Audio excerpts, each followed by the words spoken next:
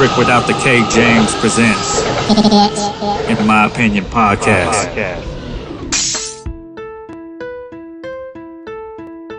Alright, next question.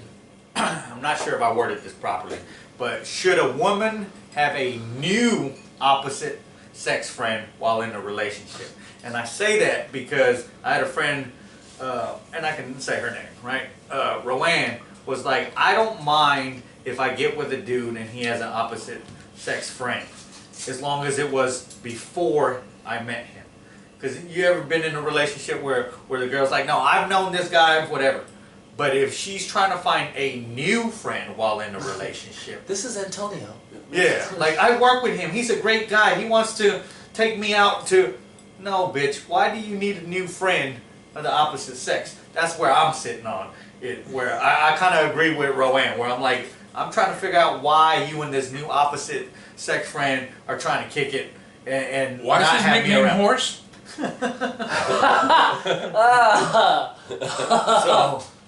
So, what are your thoughts, Kevin? What are your thoughts? The word "new" inside of the sentence pretty much sums it up all. Like, I don't think it's okay.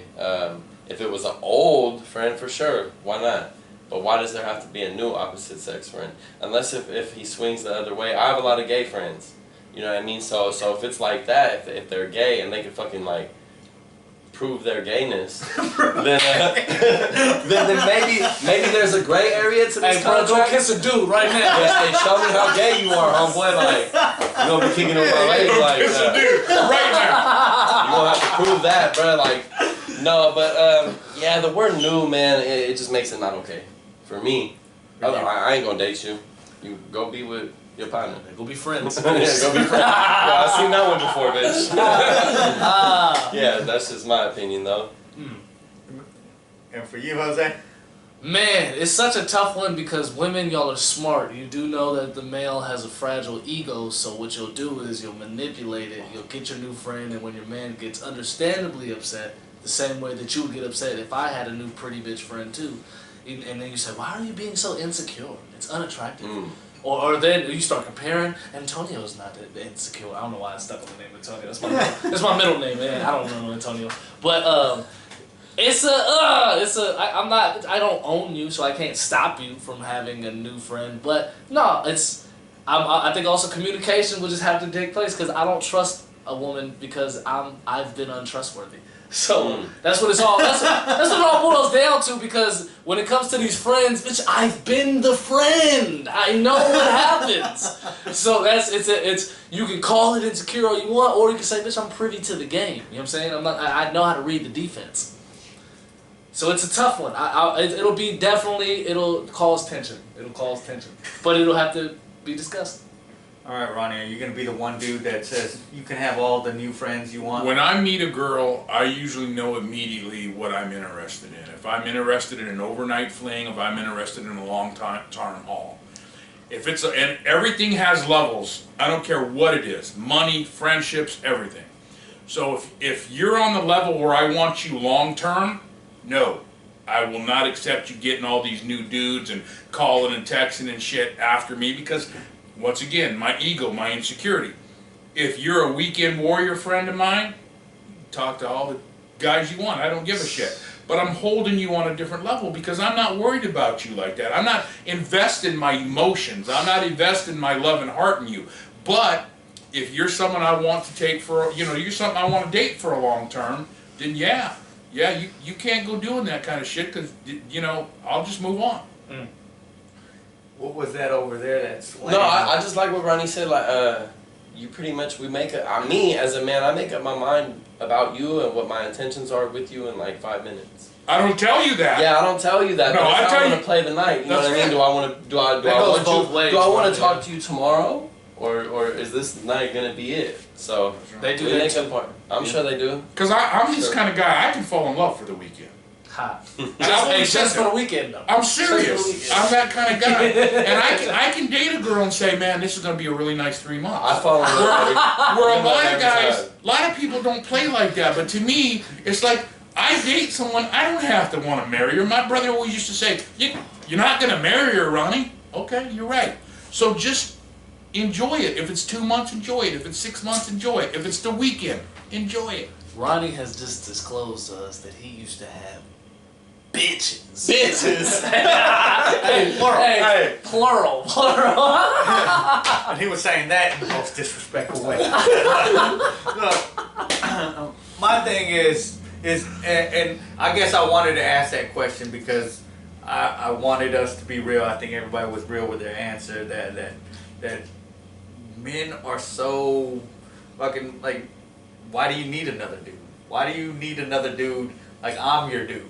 But we gotta speak up for ourselves as men because women are the same way. We are territorial creatures by nature, but we're also non-monogamous by nature too. Hunters. You know what I'm saying? So, and that's both species, male and female. It's just women have it so easier to subdue that feeling because, for one, they got a million dicks thrown at them all the time, and then for two, this is the fucked up part. Society beats them into submission to where I'm just only supposed to be with one man. Because there's a lot of women who would love to have 4 dicks in them in a day, but because society, the pressure is so high on them And that they have to conduct as themselves. long as it's on I want to see that, right? Yeah. Or Pornhub. But what I was going to allude to though is, and I want women to hear this shit, is not only would I have dissatisfaction of you having a new male friend, but I'm not a big dude that if I'm in a relationship with you, you going out and kicking it with your girlfriends all fucking weekend, or it's a girlfriend's weekend, we going to Vegas. Because I know what women do when they get together. They act like dudes, like we'll go out, right? Us 4 would go out, and we're going to try to get laid, but those bitches are going to go out, and they're going to get laid, goddammit. That's the difference.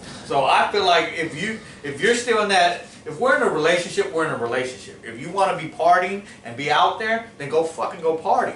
But It's we like shouldn't be he in a said. relationship. It's like he said. They're going to go out and have 10, 20 dicks thrown at them. Oh, definitely. As a gas grown station. person. At the gas station. On the way to this shit.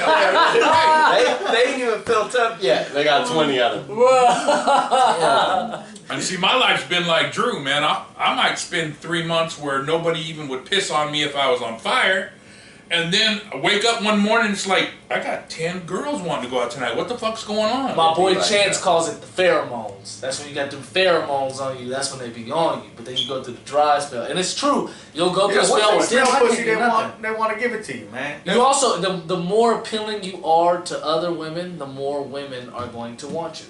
Yeah. It's a confidence. Why do you think I keep telling everybody on here I'm in a relationship? Wink, wink, motherfucker. Alright, you ladies, we have the next question.